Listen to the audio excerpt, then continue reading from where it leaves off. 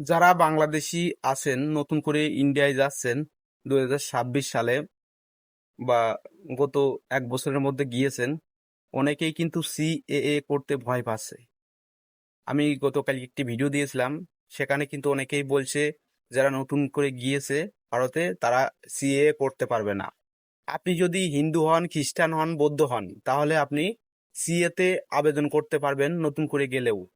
এতে করে আপনার কিছু ডকুমেন্ট লাগবে, সেগুলো দিলে অবশ্যই সিএতে আবেদন করতে পারবেন, কোনো সমস্যা হবে না। অনেক বাংলাদেশিরা আছে যারা হিন্দু আছে, তাদের কিন্তু শরণার্থী হিসেবে ভারতে জায়গা দেবে, সিএ করতে পারবেন। অনেকেই ভয়ে সিএ করতে চাচ্ছেন না নতুন গিয়ে। আপনারা গোপনে আছেন। ওই আবার আশেপাশের লোকজন ভয় দেখাচ্ছে যে নতুন করে এসে সিএতে করা যাবে না, এই সমস্যা, নানান সমস্যার কথা বলছে।